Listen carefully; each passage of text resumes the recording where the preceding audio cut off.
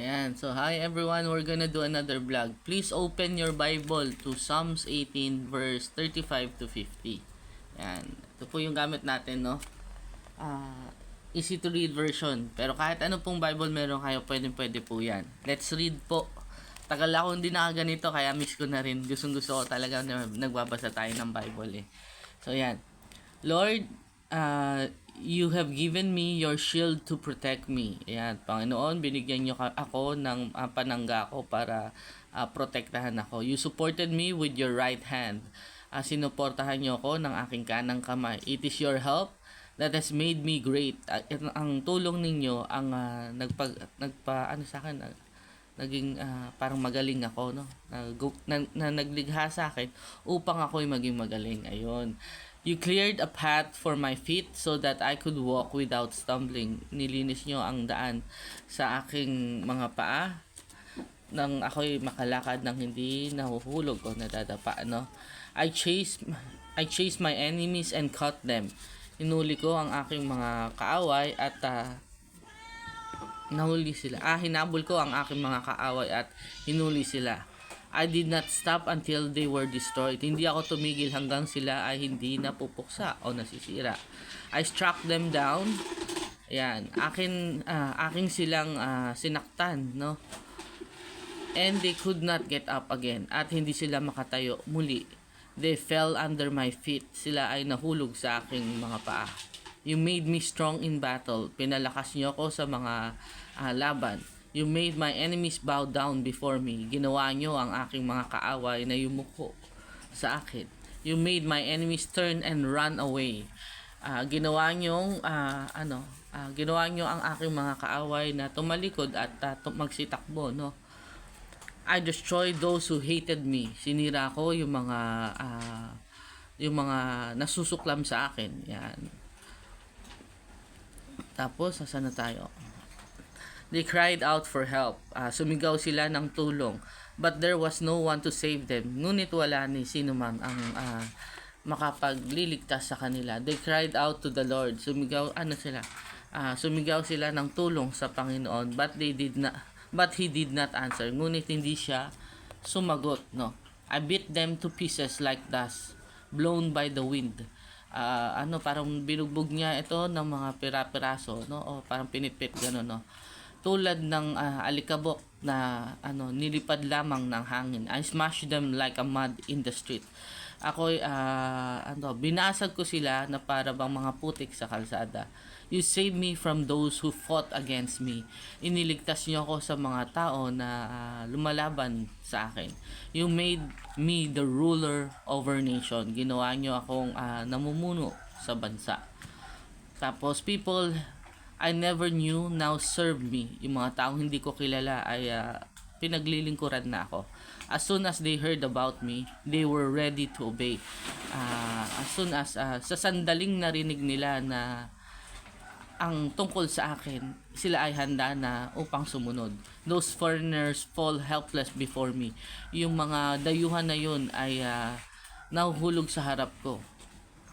'Di ba? Yan. They lose all their courage to come out their hiding places, shaking with fear. Ayan. Nawawala lahat ng lakas ng loob nila, no? At lumalabas sila sa mga kung saan sila nakatago at nanginginig sa takot. The Lord lives. Mabuhay ang Panginoon. I praise my rock, the God who saves me. Ayan. Pinupuri ko ang aking bato, ang aking Panginoon na nagligtas sa akin. How great is He? Siya ay napakahusay, no? He is the God who punishes my enemies for me. Siya ang Panginoon na nagpaparusa sa mga kaaway ko. Yan. Next tayo. Lipat ko lang. The one who puts people under my control. Ayan, siya ang nagbibigay sa mga tao upang aking sila makontrol. Ayan. He saves me from my enemies. Iniligtas niya ako sa aking mga kaaway. You, Lord, help You Lord help me defeat those who attack me. Ikaw Panginoon ang nagtumulong sa akin, talunin ang mga tao na umaatake sa akin. You save me from violent people. Iniligtas niyo ako sa mga violenteng tao. Lord, that is why I praise you, Panginoon. Kaya nga ako'y nagpupuri sa inyo among the nation, sa mga bansa, no? That is why I sing songs of praise to your name. Kaya nga ako ay kumakanta ng mga pagpupuring awitin sa iyong ngalan. The Lord help His king win battles after battle. Ang Panginoon ay tumutulong sa kanyang hari na manalo sa mga laban at mga laban pa. No? He shows His faithful love to His chosen king. Ipinakikita niya ang kanyang tapat na pagmamahal sa kanyang nahirang na hari. To David and his descendants forever. Kay David at sa kanyang mga descendants, yung parang kaapo-apohan, no? Forever, habang buhay, no? So yun, ibig sabihin, kahit anong battle man ang meron tayo, kahit anumang paghihirap natin, no? Pag ikaw yung hinirang ng Panginoon, kung ikaw yung napili niya, kung ikaw yung chosen one niya, tutulungan ka niya sa kahit na anong battle. Tulad nga sabi doon sa last verse natin, no. Tulad ng nangyari kay David, kay Haring David, kay King David, na binigyan niya lahat ng anointing, lahat ng talents, 'di ba? Lahat ng para mapugsa yung pinakakalaban niya, no, yung kanyang father si King Saul. At kahit na yung nung nakalaban niya na mas malaki, higit na mas malaki sa kanya. So yan. So kahit ano pong battle na meron kayo, wag po kayo magi-give up. Although sometimes you feel na ang laki ng kalaban ko, ang laki ng nakaharap sa akin, ang hirap nito, I have never done this in my entire life, parang ganon. Hindi ko pa to nagagawa sa kahit anumang napasukan kong gulo, trabaho o kung ano man, no. Lahat yan tutulungan ka ni Papa God. Huwag kang mawawalan ng loob. He's always there for you. Yan, Jesus loves you, God loves you, 'di ba? Jesus loves you. So wag mo isipin na walang tao nagmamahal sa iyo. Always remember yung Panginoon, sometimes inaalaw niya yung mga bagay na mangyari sa iyo, yung mga pagsubok na yan, yung hardship, yung yung pinagdaanan mo na relationship, 'di ba? Toxic man yan o naging broken hearted ka man sa kanya, sa partner mo na lalaki o babae, ibig sabihin ginagawa niya yan kasi He wants you. Minsan kasi pag lagi kayo magkasama, parang parang yun na, no, parang ka na, sanay ka na, no, and you don't value the person which is in front of you, di ba? So minsan binibigyan niya tayong ample time para malayo dun sa taong mahal natin, para you get to know yourself more. Ito ba talaga yung taong gusto ko? Una-una, 'di ba? Pangalawa, is this the person that I'm gonna be living my entire life with? Yan, mabubuhay ba ako ng buong buhay ko nakasama tong tao na to? Do you see yourself in that? Parang gano'n, 'di ba? O nakikita mo ba yung sarili mo doon, 'di ba? And minsan naman yun, mahiwalay ka naman muna just for a while, 'di ba? Kasi you have to value the person na nawala sa iyo. Yan.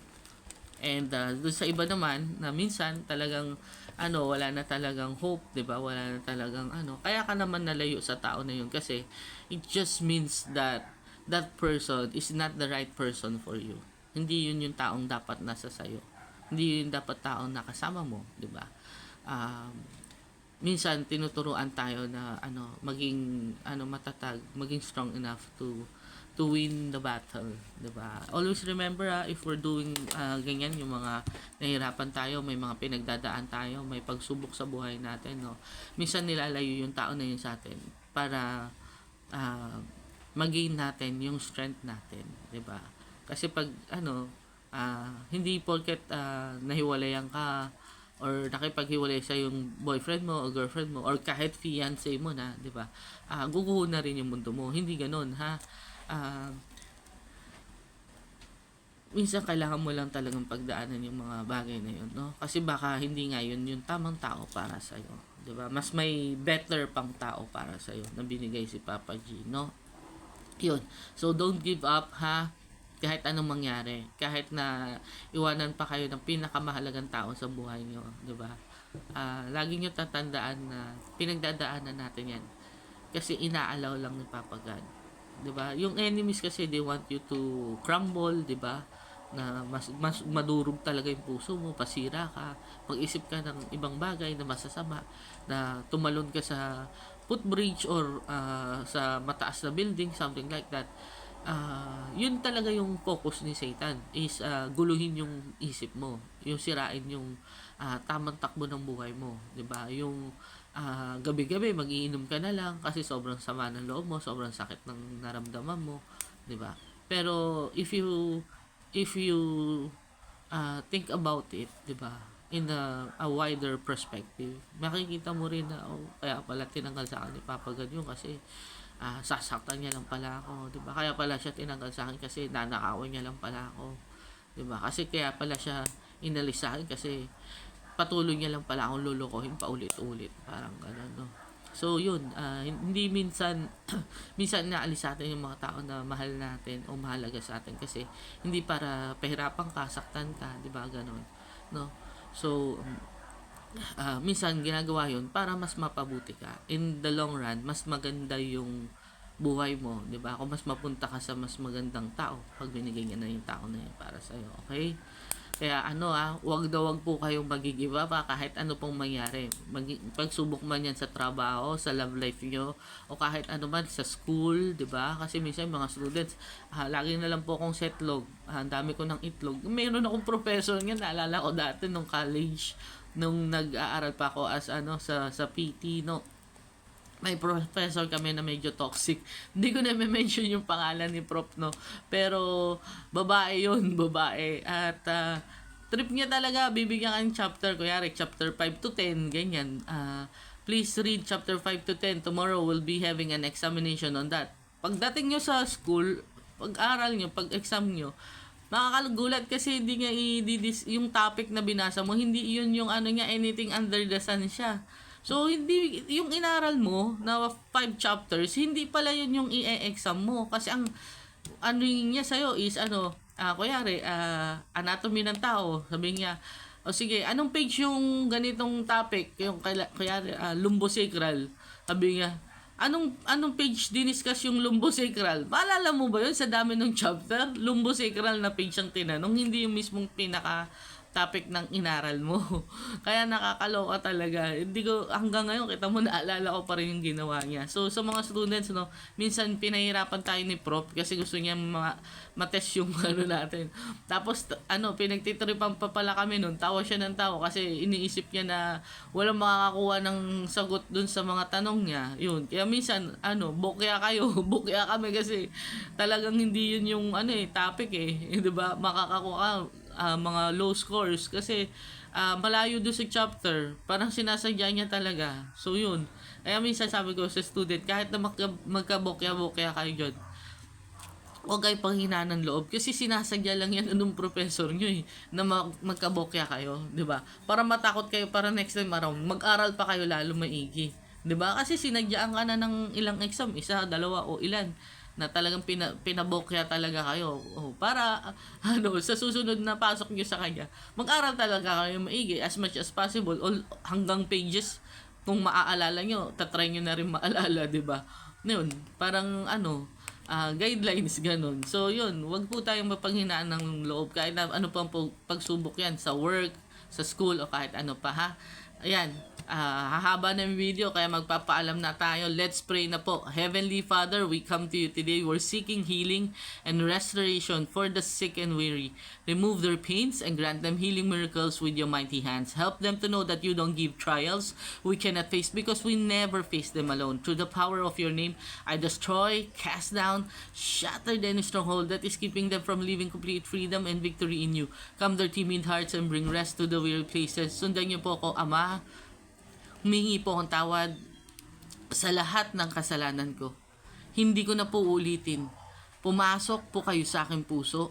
Gagawin ko kayong Panginoon at tagapagligtas. In Jesus' name we pray. Amen. Yan. Maraming salamat po sa lahat na sumunod sa ating videos. And by the way, pag gusto niyo pong umorder ng mga Bibles, mga ganitong klase po, Yan, ito galing to sa church namin kay pastor yan.